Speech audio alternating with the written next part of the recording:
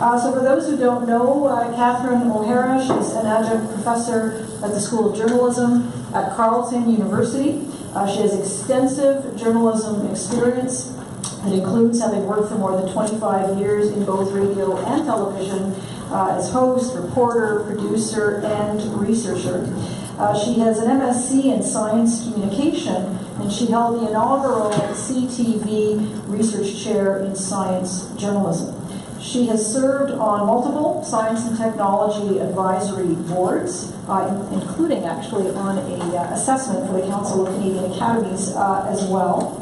And she's going to be sharing her thoughts with us around science journalism, communicating with the public, and citizen engagement with science. Kathryn. Thanks, Monica. I have to say, my first story that I sold to the CBC as a freelancer was on acid rain. And I learned about it in New York City in an apartment with a women in film and television group, and a woman in the group had been the sound person for ABC, and they'd gone on a flight over Inco and looked at this thing, and she came back and told me all about it, and I learned about acid rain from Inco in New York City in a loft with a bunch of women. It goes around sometimes. It's very interesting, this book, I must say, if you want one-stop shopping, this is it. I was really impressed by how much dedication the government had and the council had in really looking at the issues of the day and trying to come up with ways and means of seeing ahead, too, in what might happen.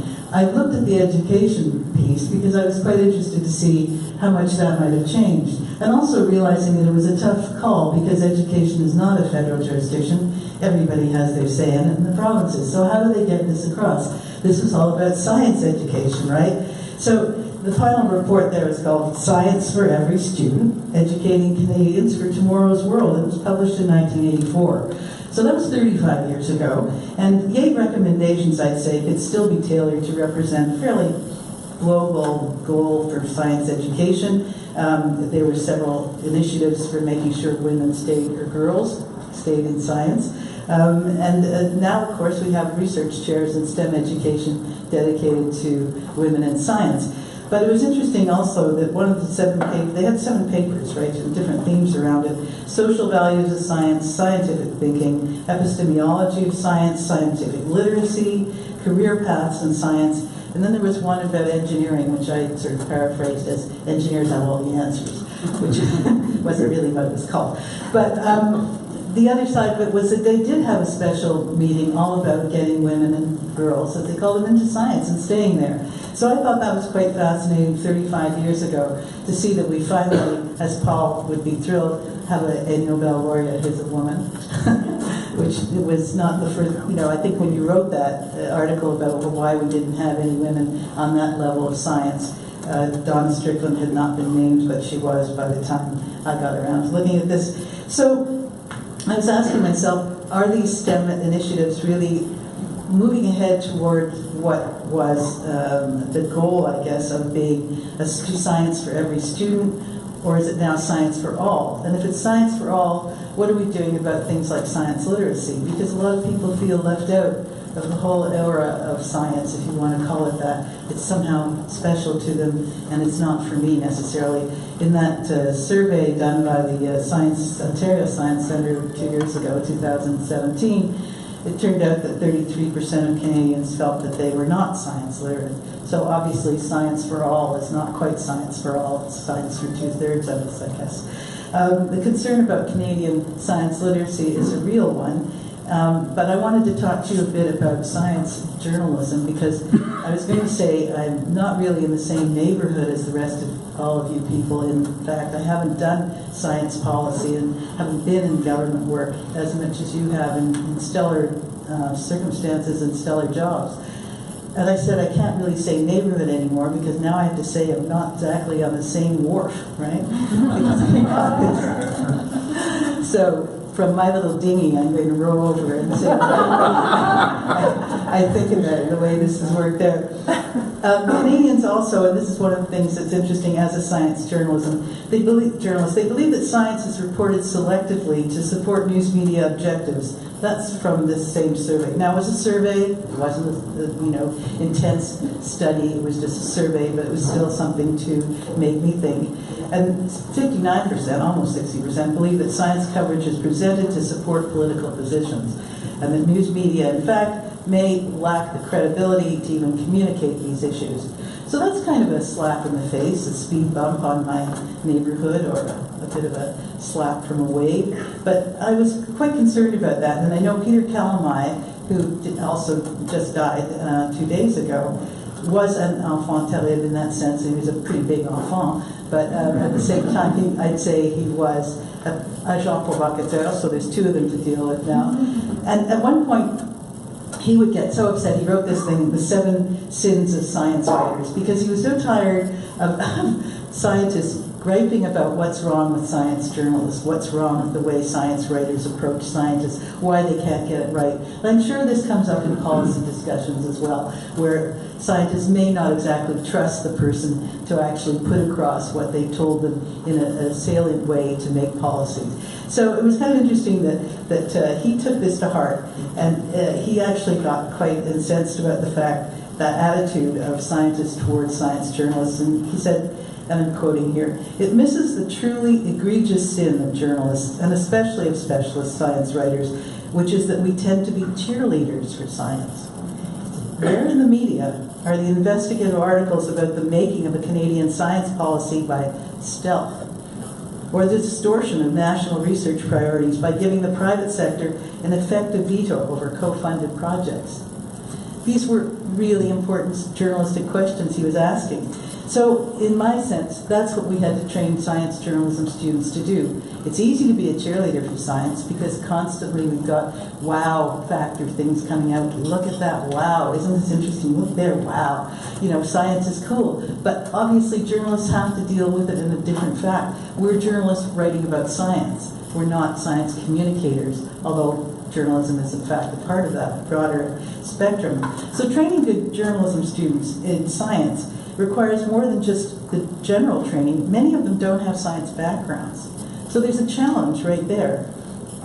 It means that somehow or other all the things we need to teach them also have to go in tandem with understanding more about how science works. That means more emphasis on statistics, more on how research methods work, more on how peer review works, more on the difference between a survey and an actual study, or a poll, and a gold standard peer-reviewed scientific article. So all these things are not necessarily in their little mindsets when they come in.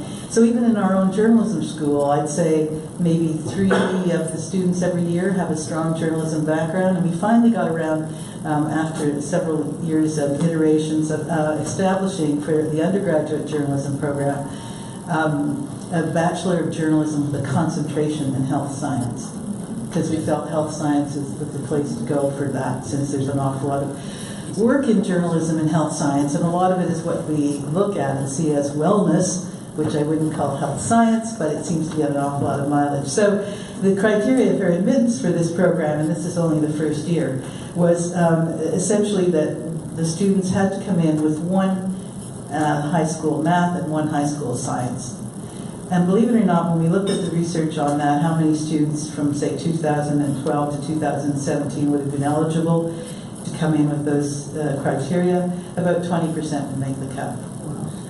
And this is like a school where the kids have to have an 85% average to get in. So maybe they were only picking their best subjects, and they weren't the best subjects. Math wasn't. But, in a sense, if you're good at those things, you can really ace it, right? You can get 100%. So these were obviously smart students, but they hadn't chosen science for whatever reason. So this is why we think that this can make a difference. And training scientists as well, in order to be able to engage with these students and talk to them, is another important aspect of it. In the survey we did as NSERC scientists just last year, it turned out that the bulk of them really were quite concerned that they could engage. They wanted to engage.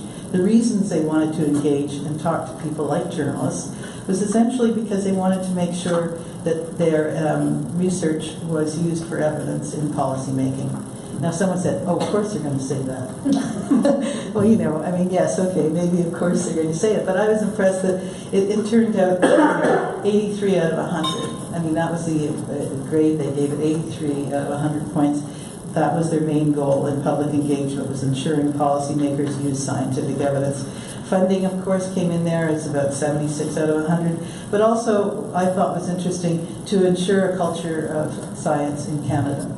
So clearly, these were thoughtful NSERC scientists who had spent some time wondering about why they were engaging. Because you do have to ask, why bother? You know, it's not going to do anything really for you. But in terms of what the whole culture of science in Canada, in terms of what I think policymakers want to know when they get policy advice, is how is it going to play across the board? And the scientists themselves want to be able to answer some of those questions, I think. So, in other words, now we've got this whole thing, well, where do we go from here?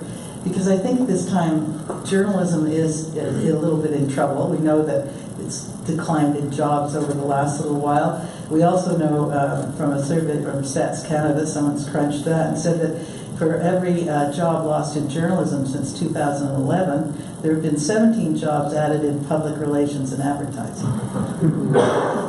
So you know you're not going to get anyone going hardcore on that if, in fact, they're in the public relations business. And that's good news for journalism students because a lot of them they don't have journalism jobs, so their skills are useful in other areas, so that's all right.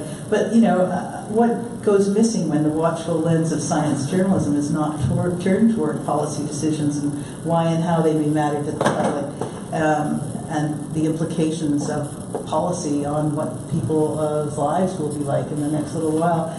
So Nicky Hager was an investigative journalism in New Zealand, a journalist in New Zealand. Christiane may have heard of him. He started his education in the physics lab, and then he turned to journalism, which he's very good at. But he also likened the process of investigative journalism to doing science, which I thought was interesting. Because you go about the whole approach the same way. There's dead ends, you have to run in, you have a hypothesis, you have to prove it, you have to go back, you try it again and again, and it's tiresome, tireless work, but it has to be done. Unlike, by and large, journalism, daily journalism is sort of like chopping rat brains, right? But he said, and I thought this was an interesting quote, there's no point in having high-quality science if it's not accompanied by high-quality political analysis of the environment it's created in. So those were sort of things that led me to think about where we want science policy advice to go, and where science journalism may fit into that, where science communication fits into that, because clearly everybody involved in that process of advice to scientists' advice to policymakers are all involved in science communication. If they can't communicate, if there isn't empathy, if there isn't that art of listening, if there isn't all of that wrapped into it, you're not going to get the results you want. It's going to be a one-sided street, and we know that doesn't work very well. And I think one of the interesting areas, and I think the new Council of Canadian Academies inquiry is going to be on what to do with PhD students, right? On the employment rate of PhD students. One of the things that my text has done, and I laud them for that, is they have taken postdoc students and put them into government departments to learn how policy works. And this is the second year I think they've done it. I'm not sure they continue. And some of them are here. Oh, put up your hands. Yay, yeah. Well, you'll have to tell us all about it.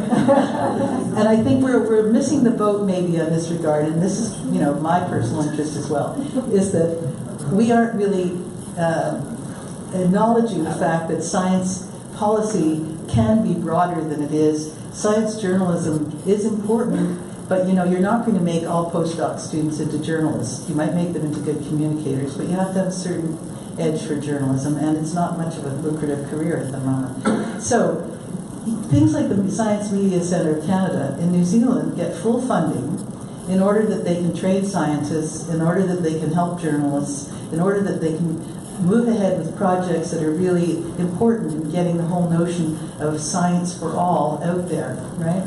We haven't done that in Canada. We sort of have the Science Media Centre. It's been there for a while. There are 6 of these in the world. They're not affiliated with each other except, to share information, but they're not owned by anybody. In Canada, they're like panhandlers. I mean, they're always out there trying to get money from somewhere.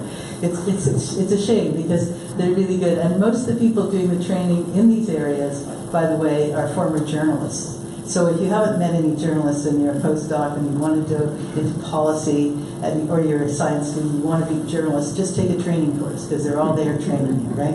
And I think that's one of the things we have to sort of up our act on, is making sure that these organizations get funded, and then we do begin to see a more, shall I say, ripple effect in my dinghy going out in a way that science is in our society, science for all, because otherwise science advice given in isolation really doesn't include the people it's supposed to be there for, and that is the good of the people and welfare of Canadians and the rest of the world for that matter. Thank you.